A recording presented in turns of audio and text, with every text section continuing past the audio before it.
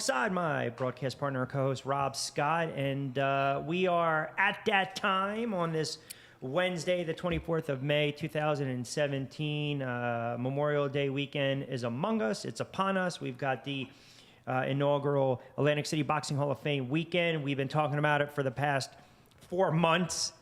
So it's almost been a minute, right? I was out on the West Coast. You were hanging out in Poland doing your thing and just, lollygagging, doing what you needed to do.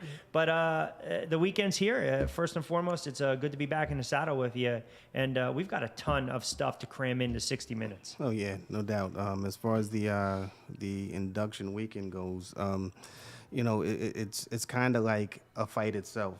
If you're in a corner, you've been training, but then at the same time, the clock is now down to it's fight time now. Right. So bottom line is I expect a good fight. I expect a good show. Yeah, as you say all the time, right? and a good show. Come this weekend, Friday, Saturday, and Sunday, in Atlantic City is going to be bumping because of the Atlantic City Boxing Hall of Fame. Yeah, and just to give you guys a breakdown, so Friday, May 26th, we're a couple days away. Well, we're 2 days away. You have the check-in with the press around 3:30 to 4-ish. You've got the kickoff reception at the the rooftop, if you will, from 4 to 7. May 27th, which is that Saturday. This is what everyone's already starting to talk about. You have the Fight Fan Experience from 10 to 4 p. Saturday night, just bring your A game dress-wise, because you got the red carpet arrivals at 6 in the Art Gallery. You got the Honoree Gala from 7 p.m. to 11. And then Sunday, once again, you get the red carpet arrivals at 4:30 in the Conference Center. You've got the induction ceremony from 6 to 9. Just to confirm, a couple special guests as well throughout the weekend. Ray Mercer, Mark Breland, Iran Barkley, Milton LeBon, Tracy Patterson, John Scully. As far as some non-fighters, the good mayor of Atlantic City, Don Guardian's going to be here. Rodney Jenkins, who is a multi-Grammy Award winner. We've got the Grady twins, Chuck Zito, Lilo Bracano. We've got just wall-to-wall guests all weekend long. Oh, yeah. I mean, and like I said, I'm looking forward to it. And, it's funny because, on Saturday with the Fight Fan Experience, the sculptures, have you seen them? I've actually saw some photos. I have not seen. I heard they're unbelievable. I heard they're amazing. Absolutely incredible. Incredible to the point where when I see him, I'm gonna try to commandeer him to make sure that he can make one of me, because I feel like he's an artiste. Definitely, especially the Conor McGregor one. I did see that. Yep. Oh my God! I mean, it's something incredible. But overall, like you said, that Saturday night, we're gonna have you got to dress your best, and then Sunday night, that's when we're gonna have the induction, the actual induction of all the honorees. So I just think that this weekend is going to be like incredible in Atlantic City. Atlantic City a lot of people are coming down to Atlantic City and saying how it's not what it used to be. But on this particular weekend, it's going to be what Atlantic City probably never was. It's going to be a great weekend. Yeah, we're looking forward to it. And like I said, it's been a culmination of all the guys with the Atlantic City Boxing Hall of Fame. And of course, we're always powered each and every week by the Atlantic City Boxing Hall of Fame, streaming live exclusively on TriX57.com. So we got a ton of stuff to get into. Robert Lee's going to join us in a couple moments. We'll talk to him about his mark in the world of boxing and in Atlantic City boxing. We've got a bunch of fights. You had some local cards, some local stuff transpire over the past weekend.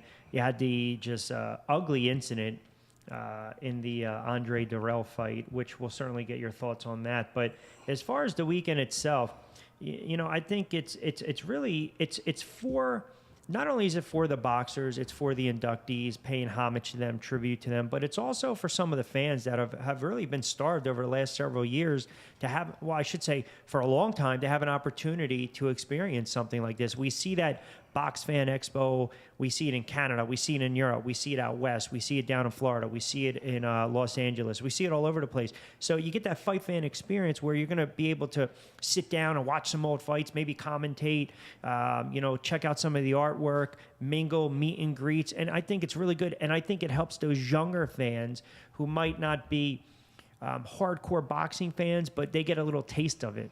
Well, in a environment, in a modern day environment where boxing is, where everyone wants two bulls to fight each other. They want people like that. They don't appreciate, the art of boxing, hit and don't get hit. They just want. A lot of fighters don't do that because of acknowledgement. And a lot of fighters feel like, I'm going to get my head beat in, but at the end of my career, I'm not going to be able to. This is one of Floyd Mayweather's big qualms.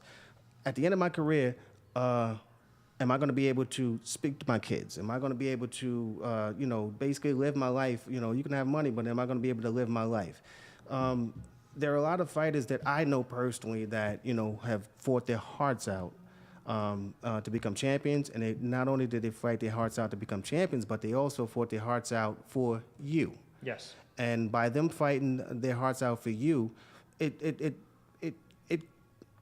basically they need acknowledgement. They deserve acknowledgement, And I think that this right here is one of those nights that it lets everybody know of the work that Michael Spinks have done in the ring, that the work that Mike Tyson's done in the ring, Kyle Wee, and the nights that they've made everybody stand in their seats. This is going to be a night that we're going to stand in our seats in homage and paying homage. And rightfully so, yep. Yeah. And then maybe have an opportunity to sneak by Saturday night somewhere where TV is, because we got Kell Brook and Earl Spence 12 rounds for Brook's IBF welterweight title. Maybe just sneak away. It's like when you go to a wedding and it's on a Sunday and there's a football game. I mean, that's first of all, that's a no, that's sacrilegious. But I get why some people might do that, and you kind of sneak off a little bit. Let them exchange vows. I got to get there for the opening kickoff. Hey, well, as far as the Kell Brook fight go, I think that we can dedicate just a little bit of time to look at that fight, because it's the whole weekend, so we can dedicate just a little bit. And again, for the rest of the information, definitely check us out online, acbhof.com, AtlanticCityBoxingHallOfFame.com.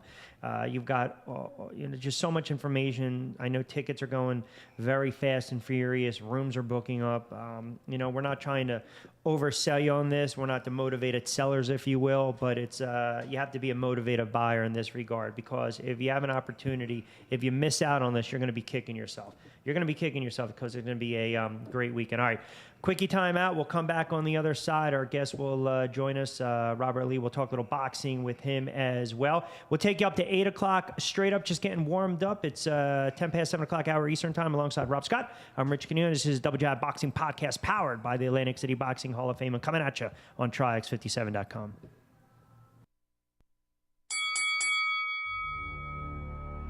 His eyes were closed well before he hit the canvas. The uppercut was perfect, George. And not only that, he's getting his whole body into it.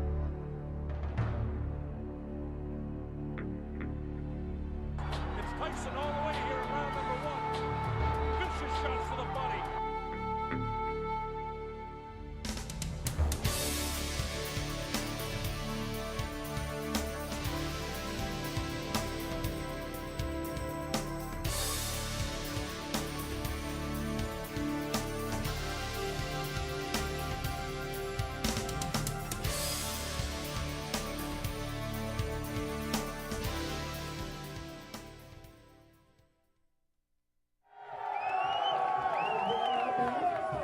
I know you win. All right. I'm going to call it 3 yes. 1, 2, 3, make some noise. All right. I think we got it now, right? We good? Sounds good?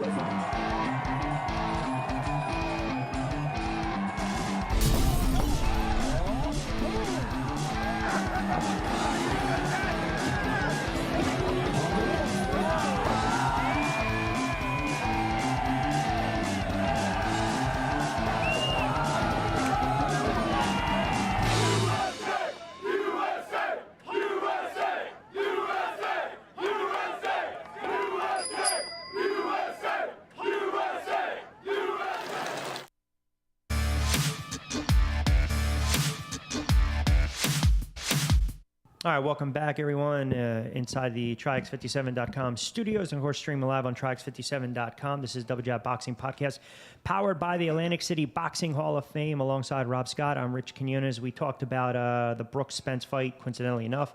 IBF title on the line. You got to go back. The IBF, obviously one of the 4 major governing bodies in professional boxing. I think I would say probably certified world champs in 17 different weight classes since the early 80s. And their founder, Mr. Robert Lee, kind enough to join us for a couple moments. How are you, sir?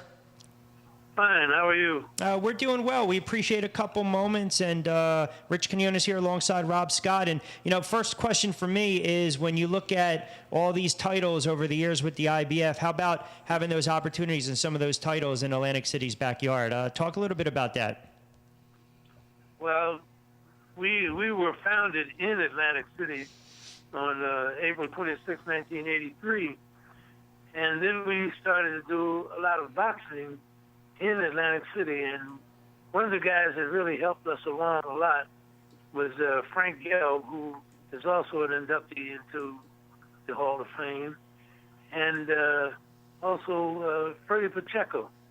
He was a boxing aficionado at NBC television, but they helped our early growth, and we did a lot of boxing in Atlantic City, and I think probably the guy who fought most in Atlantic City and who was a champion was Michael Spinks.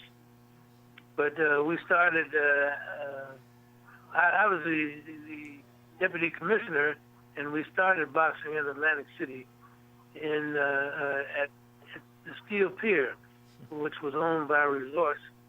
That was diagonally across the boardwalk from where the Resorts was.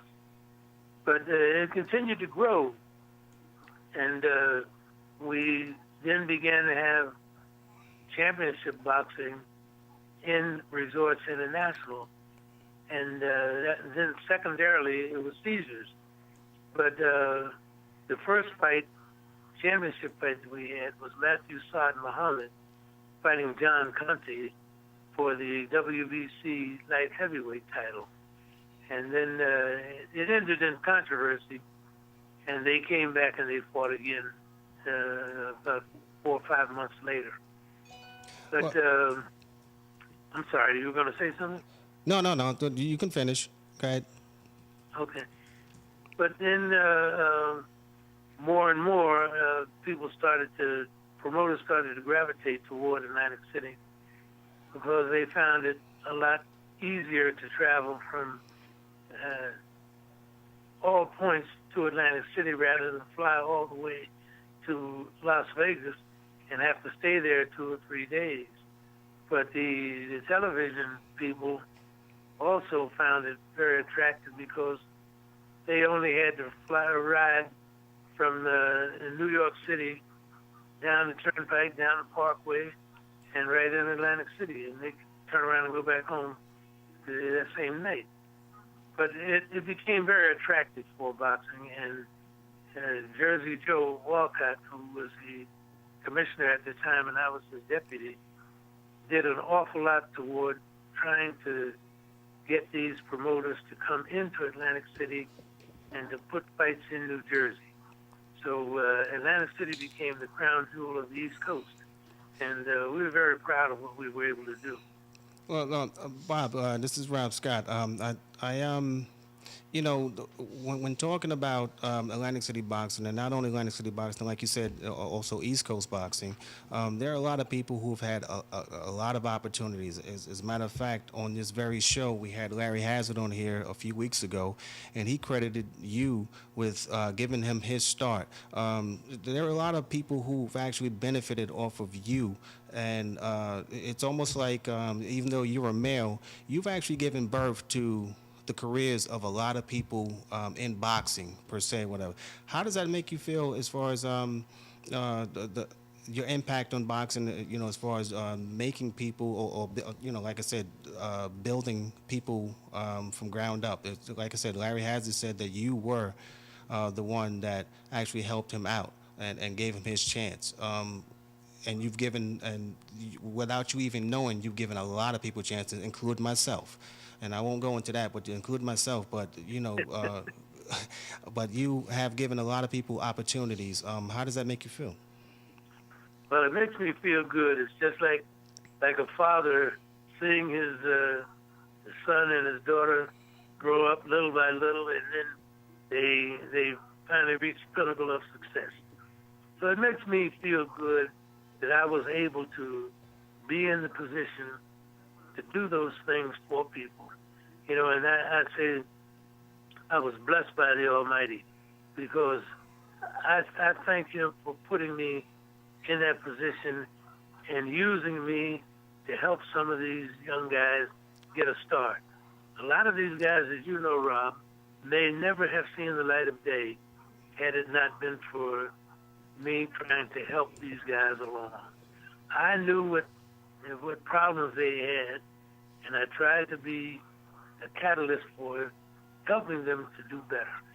And thank goodness we got quite a few champions that fought in Atlantic City and came out off of the East Coast, as well as the other people who worked, like the officials and the promoters and the casinos.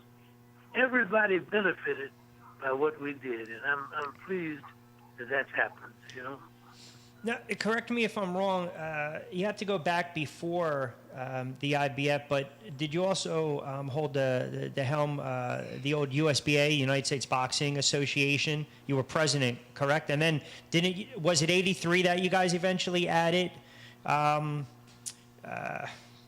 I don't want to say the IBF under that umbrella, but I know you took part with the USBA as well, correct? USBA, yeah. Excuse me. I was elected the president of the United States Boxing Association in 1979, and the next year, 1980, was when we went to the convention of the World Boxing Association, because we were a part of it. And that convention took place at the DuPont Plaza Hotel, at the Fontainebleau Hotel in Miami. And that was my first foray into international boxing with the WBA. And really, I went there because Joe said we ought to go. And I got there, and I found that they were trying to remove Mike Rossman from the ratings. And I fought like all get out to keep that from happening. And they were trying to take James Scott out of the ratings. And I fought like all get out along with Murad Muhammad. And we had a real good fight on the floor, but we were overwhelmed and we lost. We lost both cases. So Rossman was okay, but Scott lost. And then in 82, there was another WBA convention that I was preparing to attend. And when I found out in September that Rodrigo Sanchez, the president, had passed away, that left a vacancy at the top of the WBA. And I decided to run for the presidency of the WBA. But Frank Yell was working at resorts at the time, and the convention was scheduled for Nova Scotia, Canada. But the guy who came in as interim president was a guy by the name of H.W.O. Klopper, Klopper. He was a Superior Court judge in South Africa. And when the Canadian government found out that the WBA was having a convention in Nova Scotia and the president was South African, they refused to let the WBA come into Canada. And when the guys told me that, I contacted Frank and asked Frank if we might be able to put the convention in Atlantic City. And he said, yeah. He said, let me see. He called me back in a couple of hours and he said, listen, the convention can be put on right here at resorts in Atlantic City. We'll do everything we can to help you with the rooms and the venue, et cetera, et cetera, et cetera. So I relayed that on to the WBA hierarchy, and they told me that no, they wouldn't do it there. They were going to do it at DuPont Plaza in Puerto Rico, because they knew if I had the opportunity to run for a presidency in New Jersey, I probably would have had considerably more people voting, and they might have lost their handle on the WBA. But I combined the USBA, and I became in '82. I became the North American Championship chairman, and Rodrigo Sanchez had put me into that position. So I was wearing the two hats: the USBA president, the WBA North American Championship chairman, and that gave me a little impetus to try to move forward and run for the presidency that was vacated by Rodrigo's demise in October of 1983. Well, Bob, you brought the IBF into existence, and it had to compete with the WBA and the WBC. One thing, it's funny because I actually looked at certain stats in the sense of unifications, and even from your existence in the IBF and even afterwards, the IBF has a great history of when WBC going up against WBC champions and going up against WBA champions. That's is something that it takes knowledgeable people, not only the fighters themselves, but it also takes the knowledgeable people as far as from the backside, from the organization standpoint. You taking on the WBC and the WBA, what was your thoughts when you had to go up against these juggernauts in the boxing world?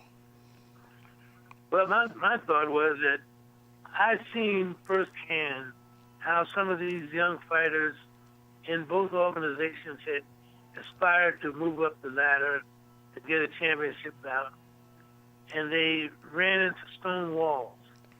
And anytime they wanted to fight for a title against one of these champions, they had to go down to Mexico and have an audience with Jose Sulaiman of the WBC, and he'd have to give him his blessings.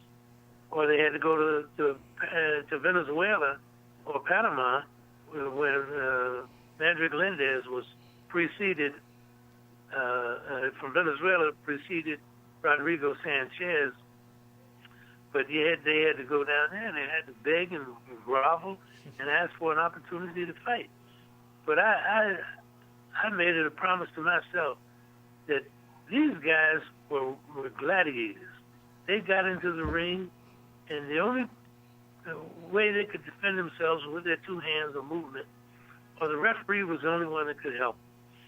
So I said, I'm not going to hurt these guys. I'm going to give them the chance, because the cream will rise to the top. If they have the ability, then they ought to be rated. They ought to have a chance to fight for a title.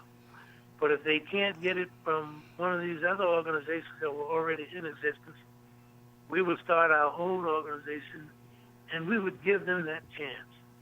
And, by being a product of the civil rights movement, I knew what it was when you were denied an opportunity. And I didn't want to see these guys be denied an opportunity.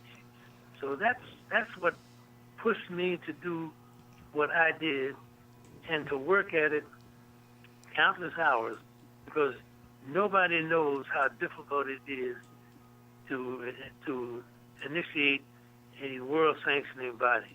If you haven't been down that road, it's a tough road. And I found that it was very tough, and I had people not only outside of the country against me, but people in the United States were against me. But, I'm a praying man, and I knew how to pray, and I knew how to work. And I worked. Sometimes I'd get 2 and 3 hours of sleep at night, planning what I wanted to do the next day and who I wanted to call to see if I could get them on board to help us to make this a reality. Well, a feather in your cap was Larry Holmes, who was the WBC champion, he decided that he will relinquish the WBC belt and take on the IBF belt, and that was one of the major pushes for the IBF to be considered a legit organization. How did that come about? Tell us, explain to us how did that come about where Larry... Let me just back up a little bit. The first championship bout that we had involved Marvin Hagler and Wilfred Scipion up in Providence, Rhode Island. Okay. Now that happened in May of 1983, shortly after we formed. And that came about because the World Boxing Association and World Boxing Council refused to let Marvin fight for 15 rounds in defense of his title. So Marvin, through Bob Aaron, contacted me, and I said, well, all right, well, we recognize him as a champion, so we'll sanction the fight for 15 rounds, which we did. We went to Providence, Rhode Island. Marvin won the title and retained his title, sorry. But then Marvin Camel came along with the second fight, and that was in Boozman, Montana. But the crowning experience came in I believe it was in October, when Murad Muhammad from Freedom Productions contacted me, and he said, listen, Larry Holmes has decided to relinquish the WBC title, and he would like to know if you'd consider him to fight as your champion. I said, well, yeah, I think we can consider it. And he said, well, we'd like to come down to the Quality Inn where we had our offices, and like to have Larry talk with Jersey Joe and myself and a couple other people who were involved with us. So that afternoon, Larry and Murad showed up, and Larry told us what he wanted to about not wanting to fight for the WBC because he was opposed to some of the things that they stood for. And he made a representation to us that he would like to fight for our title, and he would do whatever it took to honor the rules and to try to become a good world champion. So Jersey Joe, who was our international commissioner, said, well, listen, I was a former heavyweight champion, and I know what it takes. Now, what you got to do, Larry, is abide by all the rules, and you got to put your best foot forward and make us proud of you. And can you do that? And Larry said, yes, I can. And Murad Muhammad said, well, I'll back it up. I know that he'll do just what he can, and we'll always support the organization. Well, Joe and I and the other people who were there, we said, okay, we'll recognize you as a champion. And Murad said, we got a fight set up for him in Reno, Nevada. And I said, all right. It'll be set up as an IBF title fight. And he said, yes, it would. So Larry became our champion. And really, I would have been stupid not to accept him as a champion because he was recognized as a world champion by everybody. And when the news broke that Larry Holmes was now fighting for the IBF, it really gave us a tremendous shot in the arm. And I think he defended about 3 times before he fought Michael Spinks on the HBO series. But that was the biggest shot in the arm. We grabbed the renowned heavyweight champion of the world, and he continued to fight as he sought to break Marciano's record. But you're right. He was the one, even though Hagler was first and Hamill was second, the arrival of Holmes really gave us a shot in the arm. Mr. Lee, we appreciate your time gratefully. Last one from me. I know we're up against a break, but I'm just curious, how about your thoughts overall? We start to look at this induction class for this weekend in Atlantic City. Do you foresee, maybe not today, tomorrow, or within the next year or so, but do you start to see Atlantic City becoming that hotbed of boxing again that you helped pave the way for, and then that we saw really in the 70s and 80s? Well, I see it could be the hotbed of boxing, but Rob is familiar with a little bit with boxing promotions. But what they got to do is the weight has got to be lifted off of the promoter and off of the boxer. That's the reason you have the boxers going to other jurisdictions to fight, Yeah, good because point. of the entanglement that they have in getting a chance to fight. You know, but if the doors were, if some of these rules and whatnot and regulations were relaxed a little bit, you might get some of these promoters to come back to Atlantic City, and when they come back, you'll have the big promoters such as King and Aram and Duva, but you'll also have the smaller promoters that will come in on every week or every 2 weeks, and that's the way you got to build it. You got to make sure that the setting is right for the promoters to put the fights on. And if that were the case, and you could get some of these championship bouts rolling again, Atlantic City could become a hotbed of boxing.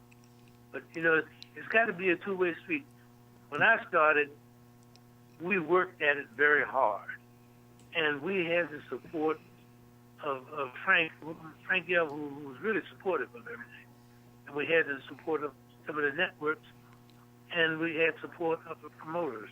And, you know, you need that in order to have the fight industry boom again in Atlantic City.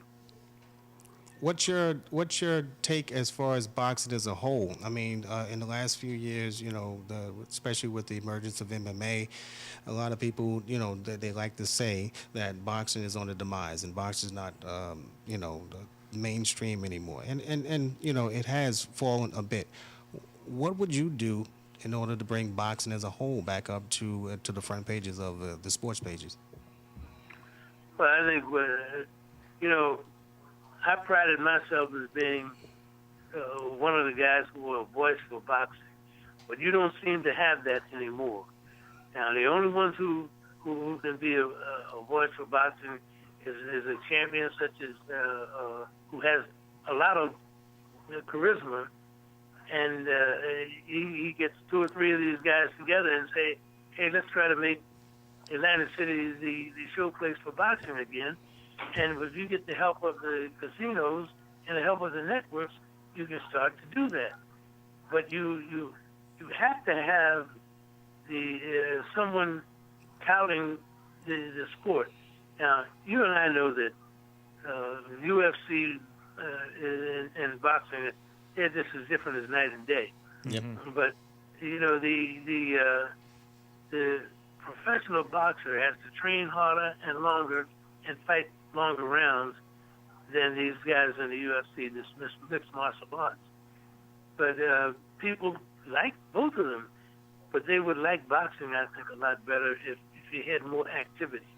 And the only way you get that activity is for the people in the business to tout it a little bit better than what they do, and put on and get the support of the casinos, and to get the support of the networks, and then they'd have an opportunity to watch it grow. But it's got to be a cooperative effort. You know, one guy can't do it all by himself, so everybody's got to do it. Everybody's got to pitch in. That's true. Yeah, That's true. I couldn't have said it any better. We've taken up enough of your time. Really appreciate it. Extremely interesting to dive into some of that in the history. And hopefully we can get you back on again. We appreciate a couple moments joining us. Okay. Thank you very much for the opportunity. Mr. Lee, Yeah. I want to personally congratulate you on your induction, because I think it's a well-deserved induction. You know, and I think it's you know, long overdue, even though we just started. Yeah, exactly. I was thinking the same thing. Yeah, we just Do I started, say overdue or because he should have been? Yeah, but exactly. it's long overdue. You should have been acknowledged a long time ago, Yeah. because like I said, I used the expression that, you know, even though you're a male, but you gave birth to a lot of the boxing business on the East Coast and boxing period. And you know, like I said, congratulations on your induction, and I look forward to seeing you this weekend. Well, thank you for the accolades. And let me tell you, you know, when I looked down at that list that you have of the inductees, That's a good list. I had a hand in all of those boxers boxing in Atlantic City, with the exception of Arturo Gatti. I never had anything to do with him. But the other guys, they all had to come through me to get an opportunity to fight. You gave birth to him. You better remind a lot of these guys over the weekend. Pull them to the side. But let me tell you, the Rob can tell you just like that. A lot of these guys develop amnesia, man. They forget how they got there. Yeah. Well, yeah, you know what? Some people, you know what they say sometimes. You always got to humble yourself. So, but listen, the best of luck. Congrats. We'll see you over the weekend and appreciate a couple moments. All right. All right. Thanks a lot for this. Thanks a lot for taking Much the respect. time. You Much got respect. It. All right. Take Stay care of well, yourself. all right? You're ready. Okay, bye-bye. Robert. Yeah, guys develop amnesia. That's definitely true. I was actually, you know, it's funny. I know we're up against it, but I think he mentioned the one fight. Was it the Matthew Saad Muhammad fight? That was the controversial fight. Wasn't it when they had? Wasn't it the fight when there was a illegal substance? One of his corners where. I'm going to look it up during the break, but I thought it was something regarding a illegal substance when they were trying to clean up a cut over his eye in that fight against Conte. I'm going to look that up during the break. I know we're pressed up against it. 7:36. We'll come back on the other side. We got a ton of stuff to get into. You got to get in what transpired over the weekend with Darrell and his corner and his uncle. We still got Brooke and Spence as well. We'll break that on down on the other side. Hi, I'm Jessica. And I'm Karina. And we're from Meet AC. Today we are here to take you inside Golden Nugget, located in the heart of the Marina District of Atlantic City. At the Golden Nugget, you'll experience more than just a casino. With critically acclaimed restaurants, entertainment, and meeting space, the Golden Nugget has everything for your next meeting or leisurely stay. With more than 700 suites and guest rooms, Golden Nugget features 42,700 square feet of meeting space. No matter what type of meeting or event you are planning, Golden Nugget offers a variety of meeting venues, with some having amazing bayside and marina views. All of the meetings and networking have you hungry? Dine at one of Golden Nugget's award-winning restaurants, such as the Chart House, Vic and Anthony's, Grotto, and more, where you will find something for every appetite. After you've filled up on delicious food, relax dockside at the deck, located on the beautiful marina, or chill poolside at H2O, a rooftop pool and lounge. The deck offers live entertainment, refreshing drink specials, and more. Dock your boat and relax as you savor your favorite libations while taking in one of South Jersey's most spectacular views. Talk about views. Head up to the H2O Rooftop Pool and Lounge, where you can unwind and take in the lights, sights, and sounds. Relax by the fire pits while sipping on your favorite beverage and gazing at the stars. Looking to keep the night going? Head to Haven Nightclub and check out their hot entertainment lineup. As you can see, Golden Nugget is the perfect setting for your next stay in Atlantic City.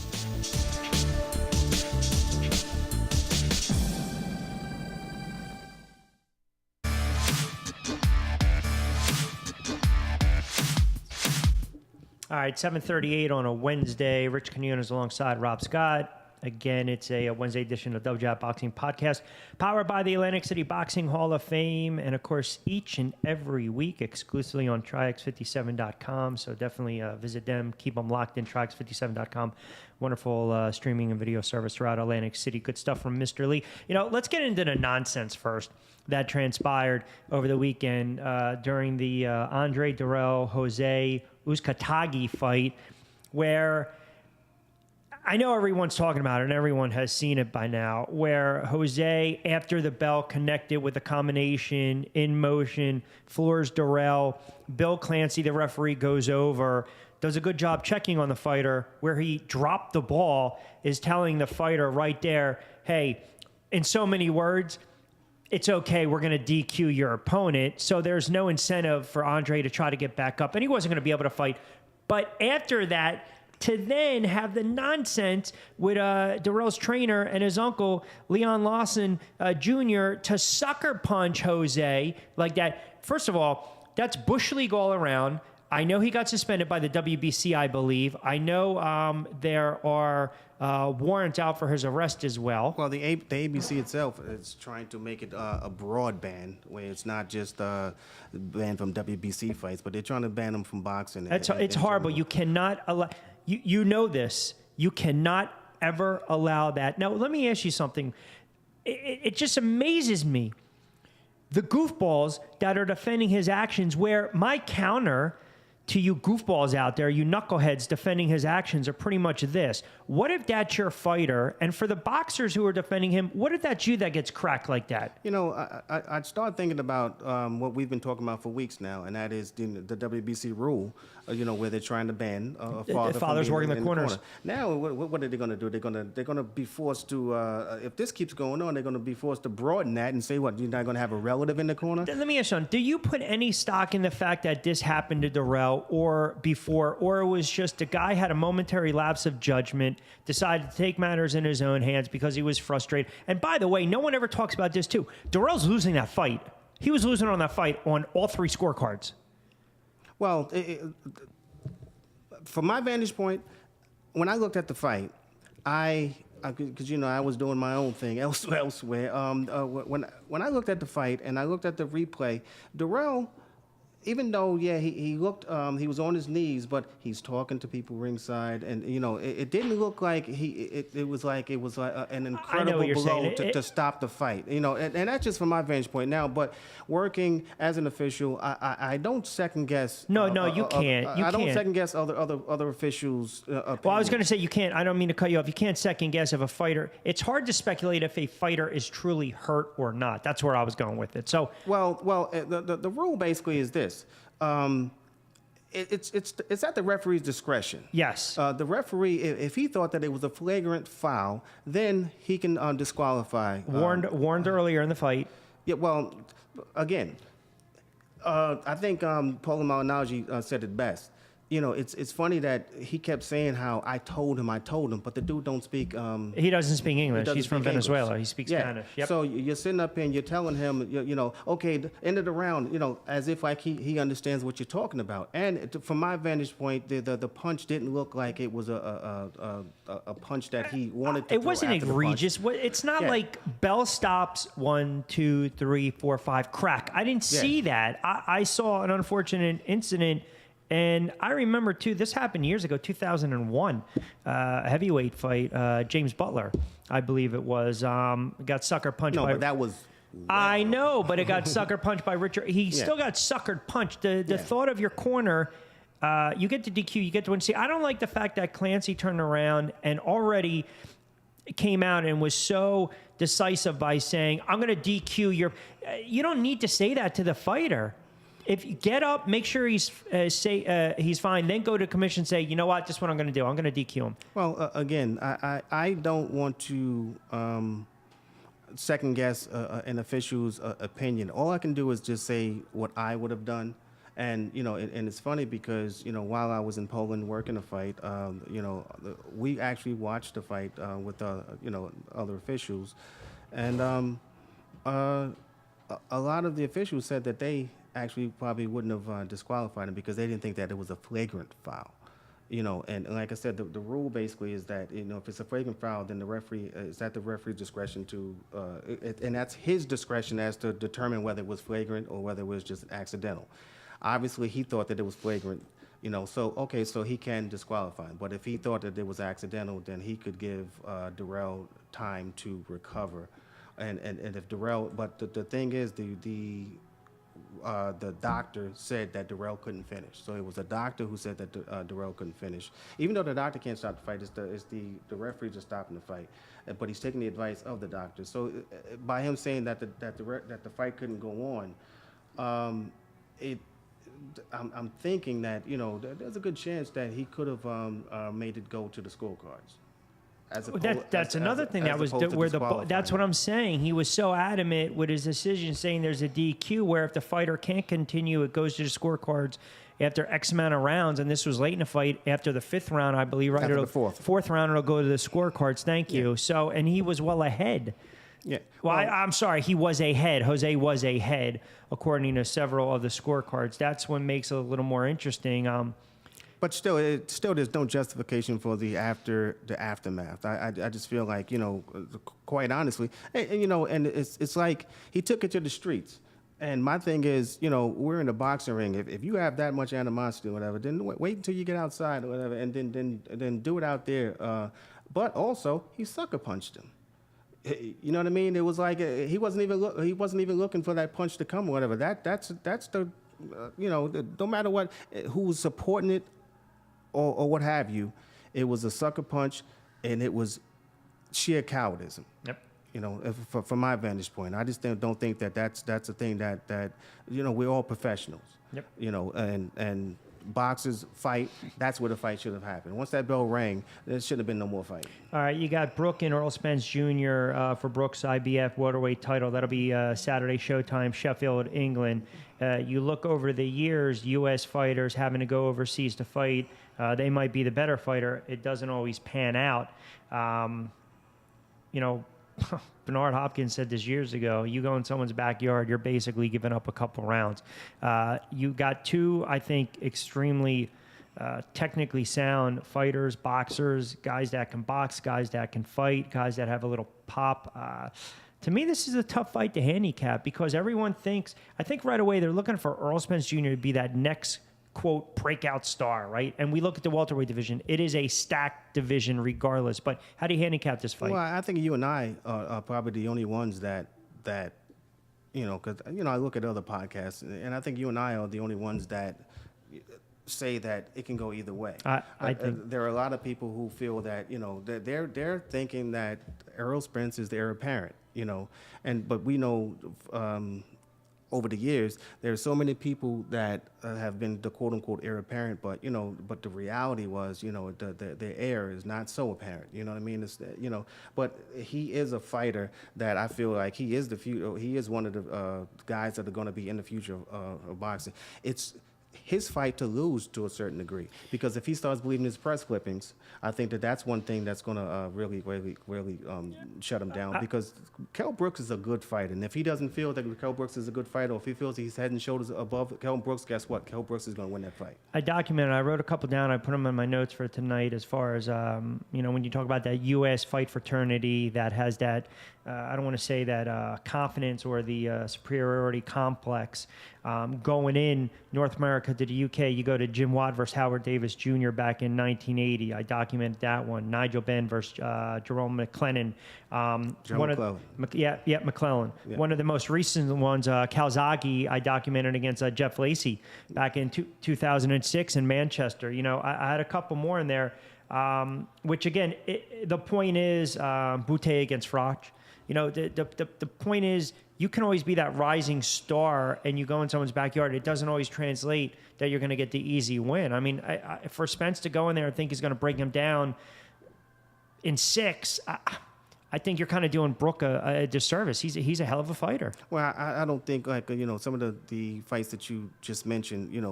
Take Calzaghe and. When he fought, who did you say? Jeff Lacey. Yeah, back in when he fought Jeff Lacey.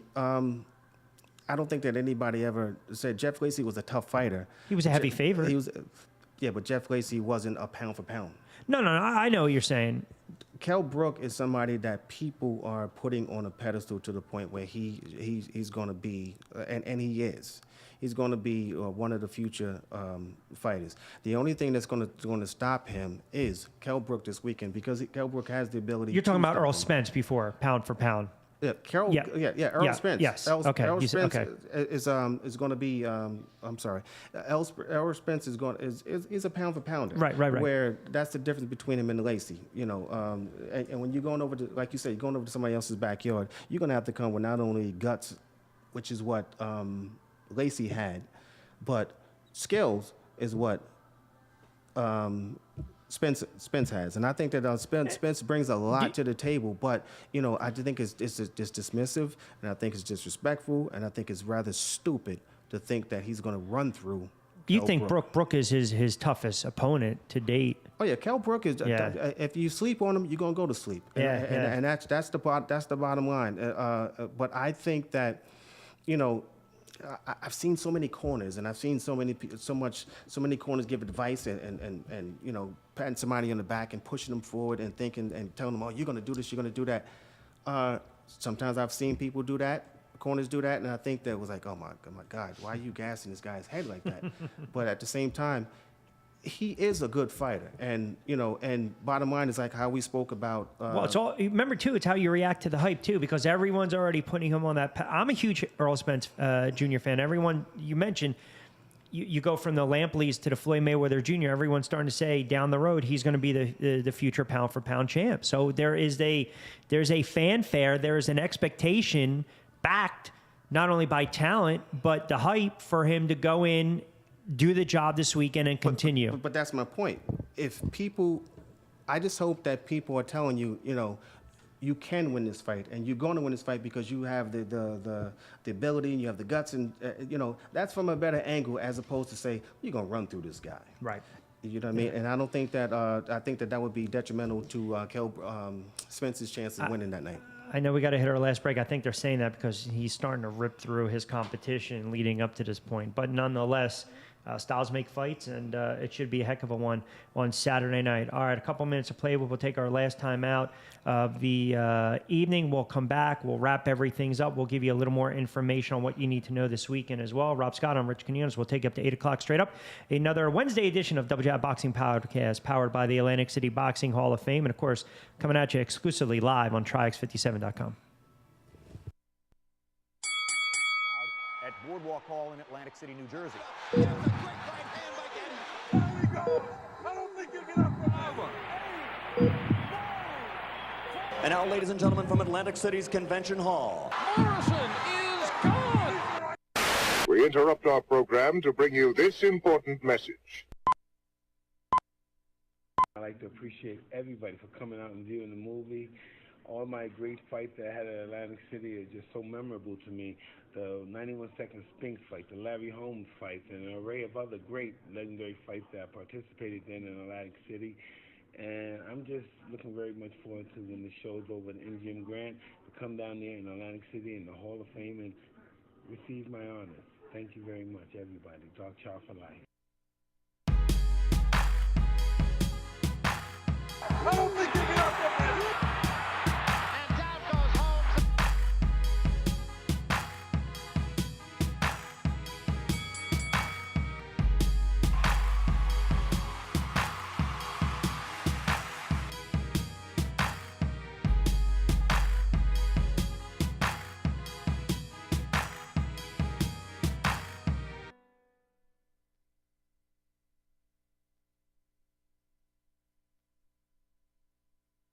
This is my fight song.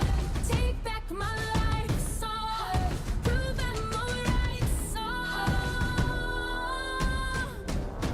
My power's turned up. So right now I'll be strong. I'll play my fight song. And I don't really care if nobody else believes. 'Cause I've still got a lot of fight left in me.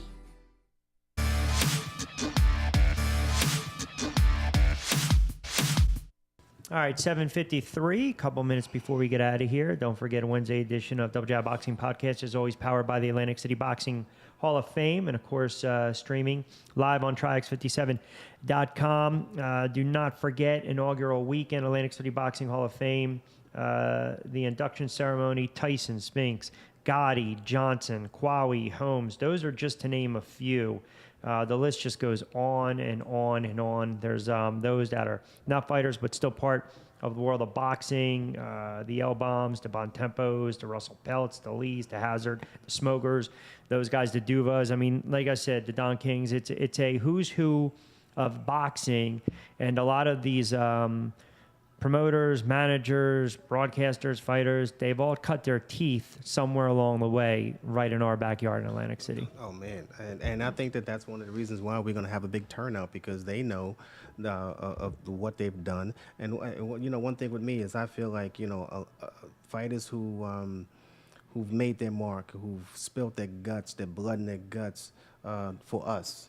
I just think that an acknowledgement and paying homage to them is something that we must do, not just something that we should do. I think we must do because boxing is a sport that it shouldn't only be you get your hand raised and that one night you get your accolades and your kudos. I think that bottom line is because you know as well as I do that one night you'll get those accolades and kudos, but you'll have a lifetime of despair as far as from the wear and tear that boxing takes on your body. Boxing and acknowledging them this weekend is something that I think it must be done, and I think I think that's one of the reasons why they're going to gravitate towards this weekend. And with all the people that have said that they will be here, it's a can't miss. Yeah, and just again, and forgive me for just pulling this out real quick, just to give you guys an idea. So Friday, you've got the kickoff reception, 4 p.m. to 7 p.m. That's in the view up top. And again, everything will be in the Claridge, of course, 123 South Indiana Avenue, Atlantic City, New Jersey. Press, I know myself, will be arriving a little early. You've got the Fight Fan Experience, which is really going to be remarkable Saturday, 10 a to 4 p. You're not only going to get a chance to look at sculptures and art and memorabilia and the green screen and the Fight Fan Experience and looking at some of the old footage that has been provided to us as well. And then, of course, you've got the red carpet arrivals Saturday night, the honorary gala as well in the art gallery, and then Sunday, the crescendo, where you have an opportunity, the induction ceremony from 6 to 9, where photo ops, interview opportunities, a lot of meet and greet as well with a lot of these fighters. And, I think the one thing about boxing, too, to me, the old school fighters, the ones that we've had on the air for the past 3-4 months who have just been so accommodating, right? To come on the air, whether in studio with us, whether on the phone lines, to share some stories. That's kind of the word. They're accommodating, right? Because you can look at the other sports that I've covered for close to 20 years. Boxers, to me, if you're fair with them, they're going to be fair back. And they can be extremely tough, but they can also be extremely accommodating, especially the older ones. Well, like I said, it's no different from boxing's no different from any other sport. At one point in time, their hand was raised and they were given, and the crowd cheered for them. That's something that that a fighter and that a person craves for. Acknowledgement is something that a person actually craves for, especially giving the acknowledgement for a person's efforts. And the efforts that these fighters have given to us, I think that it's an incredible thing. And also, this weekend, it's not only about, my thing is, it's not only, even if you're not a boxing fan, I think you should still come out because you're going to have a good time, because bottom line is, you may not have been a Mike Tyson fan, but guess what? When you meet him, you're going to become a fan. Right. You may not have been a Larry Holmes fan, but guess what? When you meet him, you're going to become a Larry Holmes fan. You're going to be able to say that I've met Larry Holmes, that I've rubbed elbows with Michael Spinks.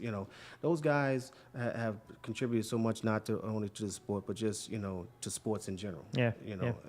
Absolutely. And I just think that this weekend is going to be crazy. Yeah, it's going to be fun, and hopefully we'll see a lot of you guys out there. Special thanks to Robert Lee for jumping on board. And again, all the information on the acbhof.com website, Atlantic City Boxing Hall of Fame. You did a great job with all the blogs and the stories. John with Tri-X 57 has done a wonderful job welcoming us into his home for the past several months. and having to put up with me, not necessarily you, but more or less me.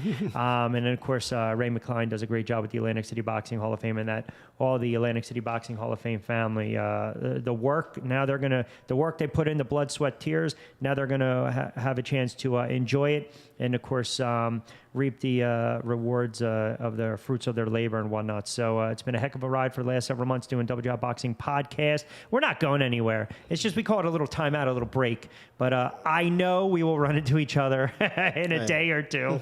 So I look forward to it as always. So as we wrap it up, for Rob Scott, I'm Rich Quinones. Everyone have a good Wednesday. Don't forget, keep it locked into TriX57.com. All the information, the Atlantic City Boxing Hall of Fame inaugural weekend starting Friday, Saturday, and then boom, we cap it off with the induction ceremony on Sunday. Hope we see you guys out all over. Say hello. Tell us you watch the show. We always appreciate the feedback. We'll have a little fun as well. And it should be a great weekend for Atlantic City. So from one more time, again, for all of us here at Double Job Boxing Podcast, have a good Wednesday. You've been watching us, powered by the Atlantic City Boxing Hall of Fame. And, of course, coming at you exclusively each and every week on TriX57.com.